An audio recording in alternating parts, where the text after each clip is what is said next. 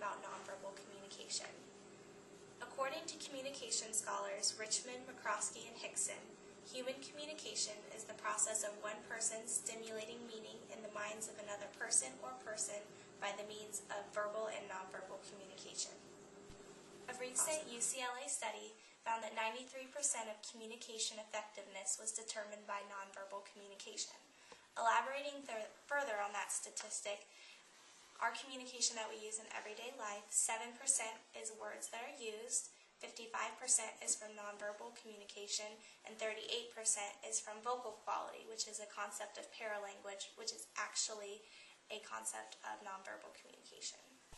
There are 6 main functions of nonverbal communication: complementing, contradicting, accenting, repeating, regulating, and substituting.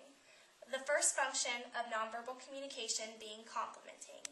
This is where the nonverbal communication aids and assists the verbal communication that's taking place. An example of this would be a person verbally saying "good job" and the nonverbal communication being a high five.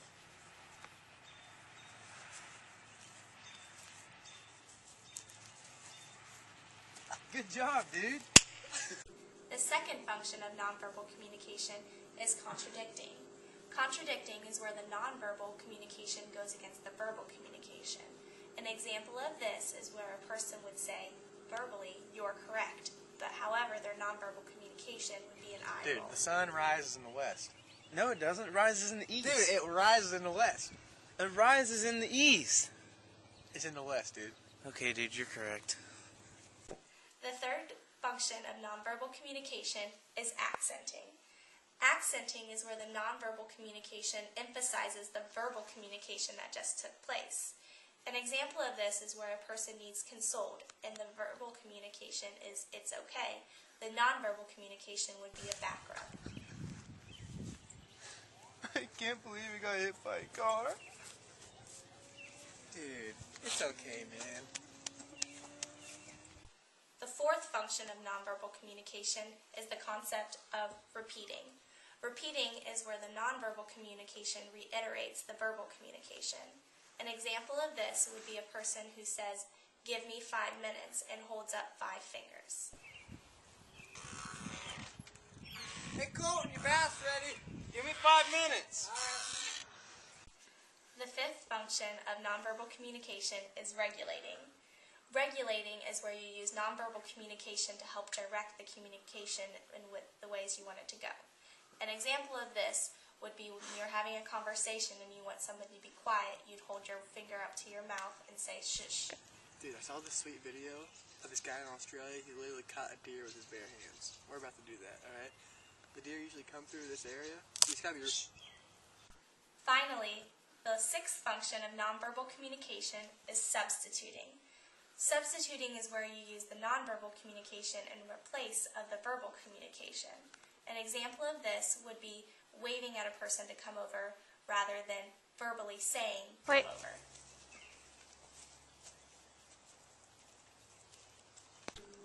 Almost as quickly as people change clothes, our communication can change simultaneously. With the aids of verbal and nonverbal messages, when we're not physically communicating with our words, we can communicate by our nonverbal messages. Categories of nonverbal messages are as follows: physical appearance, gestures and movement, facial behavior, eye behavior, vocal behavior, space and territoriality, environment and physical surroundings, touch, and time. These categories encompass the nonverbal messages that we exhibit in our everyday lives that aids in the communication between individuals.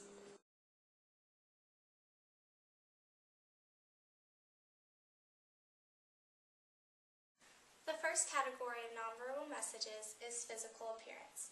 Physical appearance is important to nonverbal messages because it's an appearance-based message.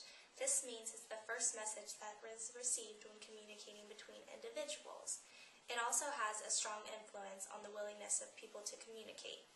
It also determines how relationships are developed, and the initial judgments are in physical appearance. However, these may or may not be true based on the physical appearance judgments. There are 3 main body types associated with physical appearance. endomorph, mesomorph, and ectomorph. An endomorph is a person who is oval, large, and has a large abdomen. A mesomorph is more of a triangular-shaped individual who is muscular and firm. A ectomorph is a person who is frail, fragile, and also has a very low muscle tone.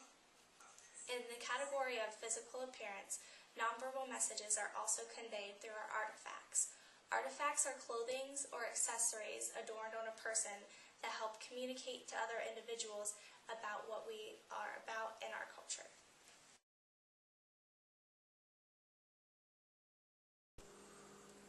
The second category of nonverbal messages is gestures and movement. Gestures and movement typically indicate the true feelings behind verbal messages.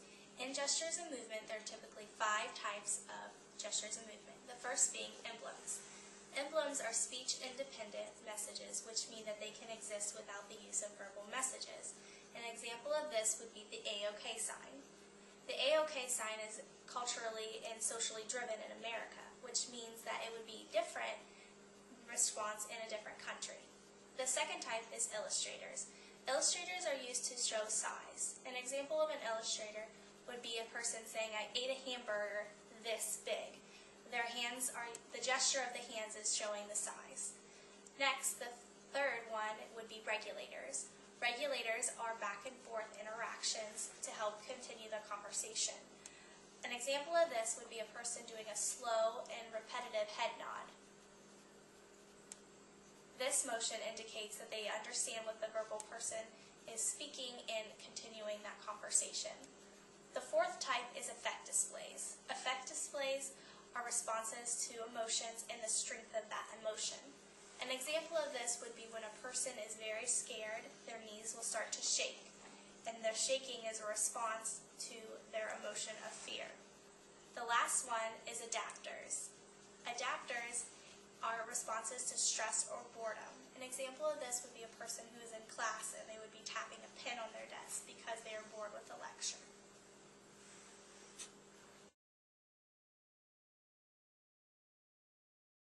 The third category of nonverbal messages is facial behavior. Facial behavior is important to nonverbal communication because it is visible generally in daily conversation, and it also influences day-to-day communication. In facial behavior, there's 4 different facial management techniques: masking, intensification, neutralization, and de-intensification. Masking is where the facial management techniques represses any emotion that will be displayed on the face. Intensification is where that facial emotion that is displayed on the face is exaggerated. Neutralization is where the facial expression on the face is neutralized, where there's no emotion. And de-intensification suppresses the emotion that is on the face. Along with facial expression, there's 8 different styles of facial expression that people can have. The first style being withholder. A withholder uses no facial expression in their communication. The second is revealer. A revealer, their facial expression reveals their true feelings about whatever they're communicating about. Unwitting is they think they're doing a good job at regulating their facial expression, but unfortunately they're not. A blanked facial expression style is where throughout the whole conversation their facial expression is neutral and ambiguous. The next facial expression style is substitute. This is where one emotion is substituted for another. They may be feeling happy, but their facial expression looks like they're sad. Frozen facial expression is where there is one neutral facial expression throughout. An ever-ready facial expression is when the initial response of a communicator is always the same, whether it be good news or bad news. A person can smile at good news or bad news because that's the first thing that they do in the ever-ready facial expression style. And lastly is flooded. Flooded is when their face is flooded with emotion. It's intense. Another concept of facial expression is the facial effect scoring techniques, or FAST. This is a concept that utilizes 3 different spaces on the face. The eyebrows and forehead, the eyes and eyelids, and the lower face, which encompasses the cheeks, nose, and mouth.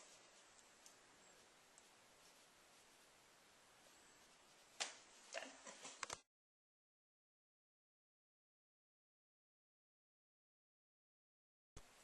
The fourth category of nonverbal messages is eye behavior. Eye behavior is important to nonverbal communication because we are visual animals. With eye behavior, you can tell if a person is involved with your conversation or even if they're lying. There are three properties of eye behavior. The first being salience, the second being to stimulate arousal, and the third being involvement. These properties all indicate how our eyes communicate with each other and aid in the communication that we do back and forth. In eye behavior, there's 4 different types of eye behaviors. And mutual gaze is where two people are looking into each other's faces. A one-sided look is where one person looks at another person, but there is no reciprocation. In gaze aversion, this is intentional, where the person intentionally averts their eyes from the other person to communicate that they do not want to talk. In gaze omission, this is unintentional. They just did not intentionally see the other person.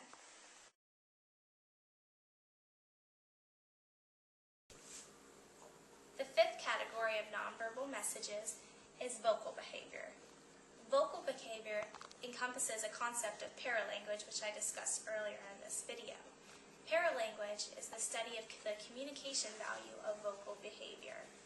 In vocal behavior, it encompasses all oral cues and the stream of spoken utterances, except words themselves. So this would be pitch, tone, and volume. The way in which we speak can tell others a lot about ourselves, such as our gender, age, background, and socioeconomic status. Silence is also communication. Even though we're verbally not saying anything, our silence communicates messages to people because we're not saying anything. In vocal behavior, there are also 2 different aspects of it, including accent and dialect. Accent is the different way words are said, such as a person from Boston having a specific accent compared to a person from Florida having a specific accent. Dialect is different words to evoke the similar meaning, which would be an example of pop and soda, how these 2 words are different, but they mean the same thing.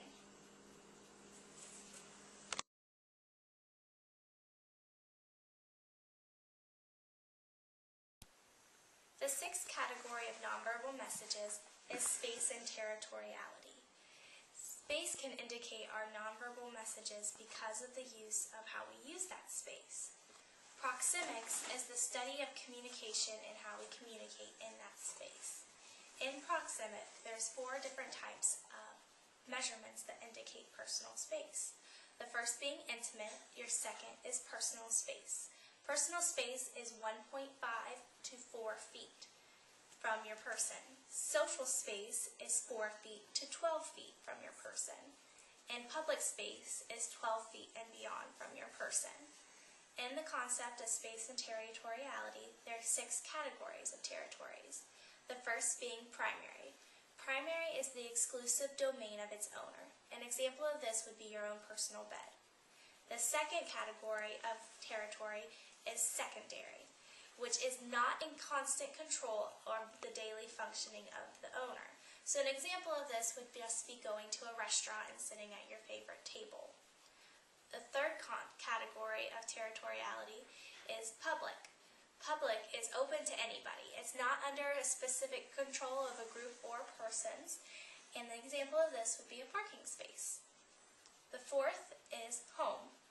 Home is where a group of people colonize in a certain area and use it continuously. An example of this would be a gang overtaking a neighborhood and using that for their gangs. The fifth is interactional. This is where it's developed where people congregate for social exchange. So an example of this would be in a high school after classes are exchanging to different periods, and people meet in the hallway to communicate. Most often than not, people do not walk in between people because there's a social exchange of communication going in that personal space. The last one is body, which is your own personal space. An example would be it's an individual bubble around yourself.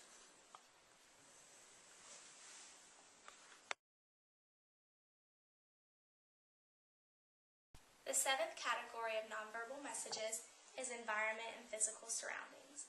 Our environment and physical surroundings affects our nonverbal communication by how it affects our emotional states.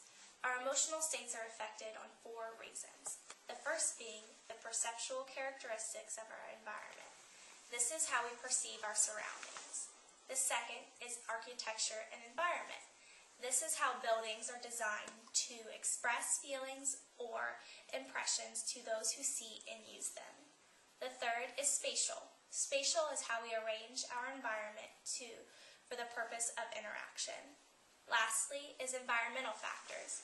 Environmental factors that affect our nonverbal communication is color, light, temperature, and attractiveness of the space. The eighth category of nonverbal messages is touch. Touch is important to nonverbal communication because humans depend on tactile sensitivity as their first form of contact. In the concept of touch, haptics is the study of the type, amount, uses of, and results of that tactile behavior. Touch is the most effective means of communication to express feelings and emotions. In touch, there are 5 different categories. The first being professional functional touch. This is where the touch accomplishes or performs a task or service. The next form of touch is social or polite. This is where communication is limited and is a part of interpersonal involvement. The third category of touch is friendship and warmth. This is where it's a caring, valued, and where the touch is for interest in the person. The fourth category of touch is love and intimacy. This is highly communicative. This expresses love and emotional attachment between individuals. And lastly, the fifth category of touch is sexual arousal. This is the most intense form of touch, and it's often associated with the intimate touch.